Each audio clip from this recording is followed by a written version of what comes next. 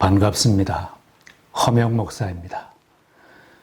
사랑하는 자식들을 찾아오는 우리 부모님들의 모습이 그려집니다. 부모님은 빈손으로 오시지 않습니다. 무엇인가 내 자녀가 좋아하는 선물을 정성껏 준비해서 사랑하는 자식들을 찾아옵니다. 하나님의 사랑도 우리들에게 찾아오시는 아버지의 사랑으로 나타납니다. 구약성경 창세기 18장에는 아브라함을 찾아오신 하나님의 모습을 만날 수 있습니다. 가장 뜨거운 한낮에 광야에 있는 아브라함의 천막으로 하나님께서 갑자기 찾아오셨습니다. 왜 하나님께서 아브라함을 찾아오셨겠습니까?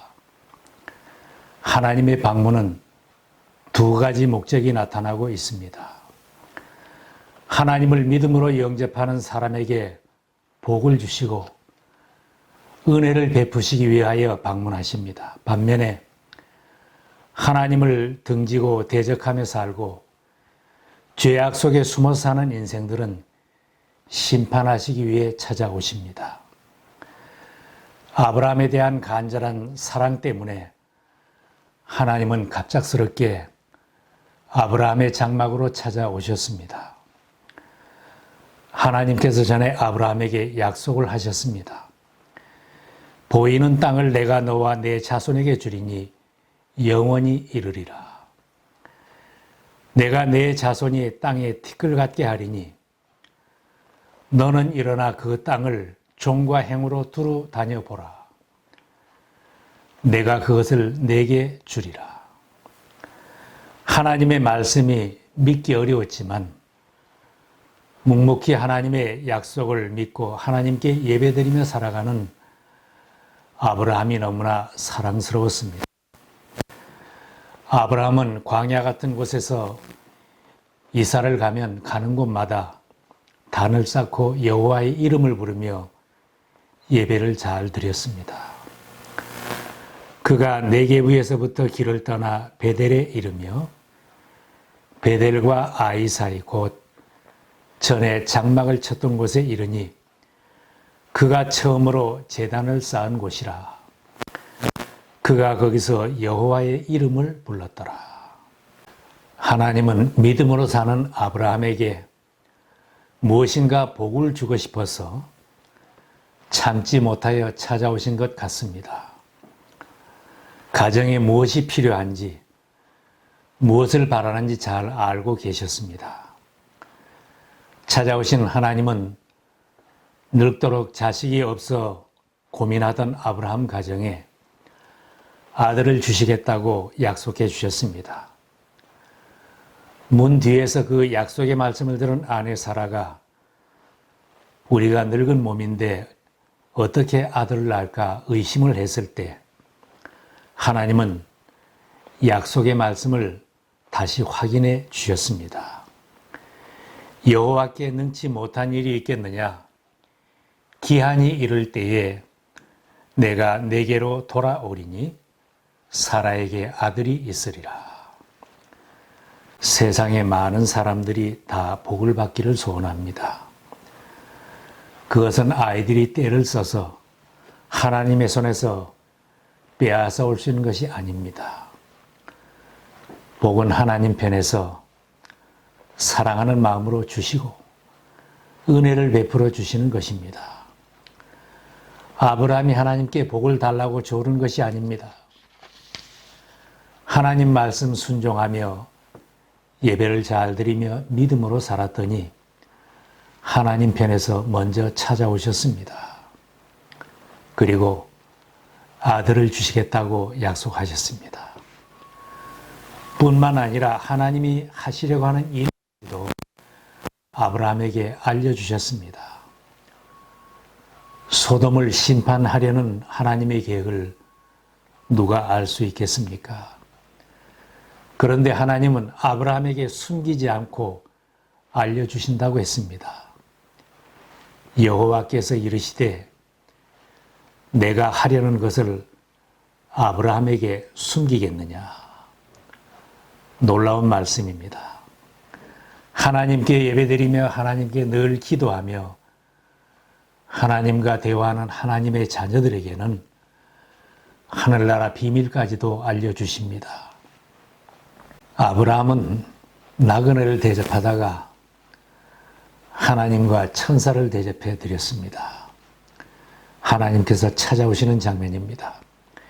여호와께서 마므레의 상수리 나무들이 있는 곳에서 아브라함에게 나타나시니라. 날이 가장 뜨거운 시간에 아브라함이 장막문에 앉아 쉬고 있을 때 세 사람이 맞은편에 서 있었습니다. 아브라함은 그들을 보자 달려나가서 마중하고 영접했습니다. 그냥 지나가지 마시고 발을 씻으시고 나무 아래서 쉬면서 떡을 드시고 가십시오. 떡을 만들고 좋은 송아지를 잡아 요리를 하게 하여 손님을 잘 대접해 드렸더니 여호와 하나님과 하나님의 천사를 대접해 드린 것입니다. 그들은 내년 이맘때에 사라에게 아들이 있으리라 축복하셨습니다. 하나님께서 믿음의 사람 아브라함에게 대접을 받으신 것입니다. 그 반대로 두 천사가 소돔을 방문했을 때는 사람들이 두 천사를 끌어내려고 했고 욕을 보이려고 했습니다.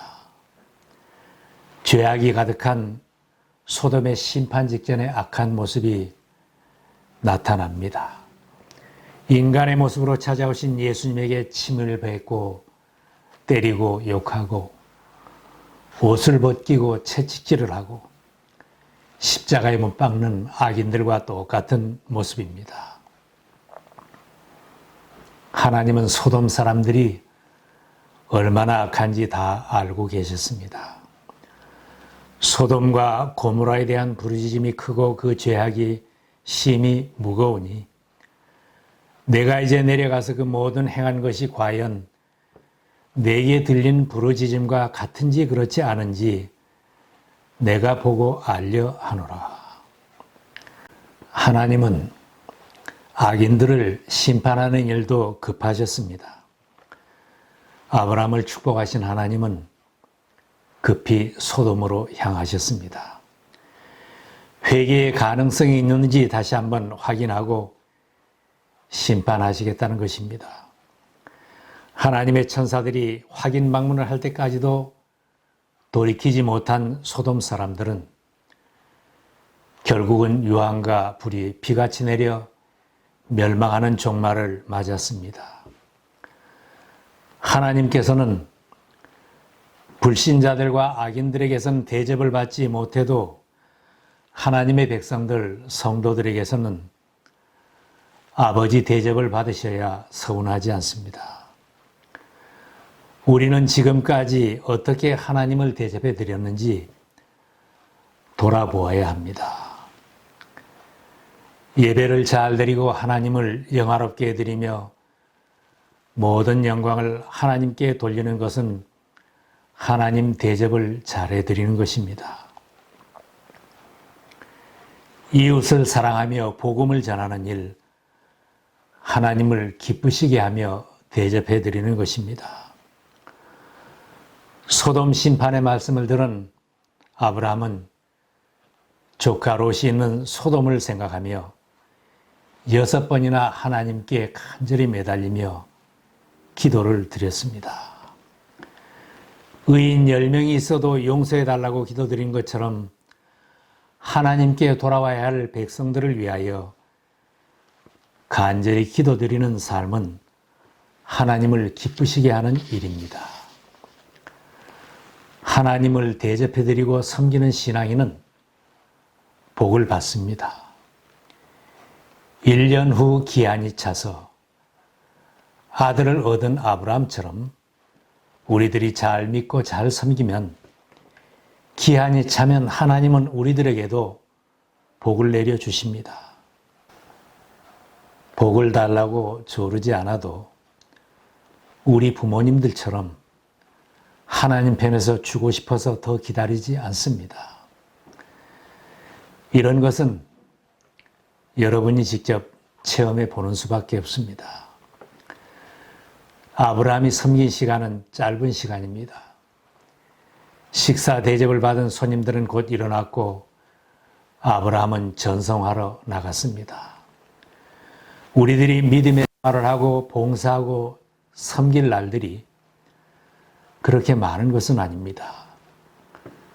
이웃을 섬기고 주님을 섬기고 교회를 섬기는 날들이 얼마나 오래이겠습니까? 우리의 날수와 섬기는 시간을 계산해 보면 아주 짧은 시간밖에 섬기지 못하는 것입니다. 그런데도 투정하고 불평하며 자녀들끼리 부모와 자녀가 형제간에 서로 다투면서 섬긴다면 대접을 받으셔야 할 주님이 얼마나 불편해 하시겠습니까? 오늘 내가 푸대접하고 미워하는 형제 자매가 이후에 다시 섬길 기회가 없다고 생각하면 가슴이 서늘해지지 않습니까?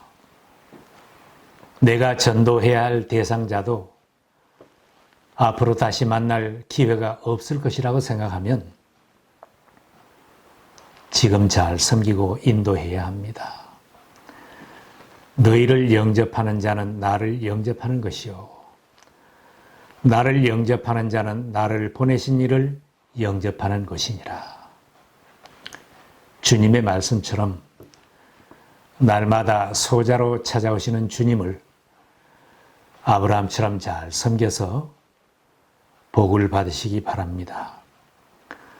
하나님과 교제하며 하나님의 사랑을 받는 자녀들에게는 하나님의 깊은 뜻을 자꾸만 알려주십니다. 1년 후에 아들을 낳을 것이다. 99세 된 아브라함은 알 수가 없지만 하나님이 알려주셨습니다. 하나님은 아브라함의 미래도 알려주셨습니다. 아브라함은 강대한 나라가 되고 천하 만민은 그로 말미암아 복을 받게 될 것이 아니냐. 소돔을 멸망시키려 하는 하나님의 비밀까지도 아브라함에게 알려주셨습니다. 예수님도 사랑하는 제자들에게 자기의 계획을 다 알려주셨습니다. 자기가 고난을 받고 제자들을 떠나며 십자가에 죽은 후 3일 만에 부활할 것도 제자들에게 알려주셨습니다. 나의 계명을 지키는 자라야 나를 사랑하는 자니 나를 사랑하는 자는 내 아버지께 사랑을 받을 것이요 나도 그를 사랑하여 그에게 나를 나타내리라. 하나님께서 왜 소돔 심판의 비밀을 아브라함에게 알려주시고 확인한 후에 심판하시겠다고 심판을 지연하셨겠습니까? 한 영혼이라도 더 구원하시려는 하나님의 사랑의 마음 때문에 참으신 것입니다. 심판 예고를 통해 회개할 기회를 주시기 위해 심판의 메시지를 전하신 것입니다. 아브라함에게 조카 롯의 가족을 생각하며 기도하게 하시고 의인 50명이 있어도 용서해 주시며 의인 10명이 있어도 용서해 주시려는 하나님의 사랑의 마음으로 참으시는 것입니다. 야고보서에 경고합니다. 주의 강림이 가까우니라. 보라, 심판주가 문 밖에 서 계시니라. 하나님은 심판을 이미 알려주셨습니다. 곧 세상을 심판하시겠다는 하나님의 깊은 뜻을 아는 신앙인들이 어떻게 살아야 하겠습니까? 오늘의 도시와 나라들이 소돔처럼 타락해 가고 있습니다. 성도들의 부르짖는 기도 소리도 하나님께 상달되지만 원통한 백성들의 부르짖는 소리도 하나님께 들리고 죄악 가운데서 부르짖는 죄인들의 추악한 소리도 하나님께 다 전달되고 있습니다. 악한 정권과 악인들이 세계를 어지럽히고 나라를 망하는 길로 가게 하는데 왜 그냥 두시나? 교회가 사명을 저버리고 딴 길로 가는 것을 왜 그냥 두시나 할 때가 있습니다. 위험 수위를 넘게 되면 하나님께서 간섭해 오십니다. 오늘의 세계와 도시들의 죄악상이 점점 위험 수위를 높여가고 있습니다. 2020년 둠스데이 클럭은 100초가 남았다고 합니다. 하나님이 소돔을 찾아가는 위기의 순간과 같은 현실입니다. 아브라함이 하나님께 매달리며 기도한 것처럼 타락해가는 나라와 도시에 사는 불쌍한 영혼들을 위해 우리가 기도해야 합니다. 돌아오지 않으면 심판받을 영혼들을 위해 심판의 메시지를 알려주며 지체하지 말고 복음을 전하고 기도해야 합니다.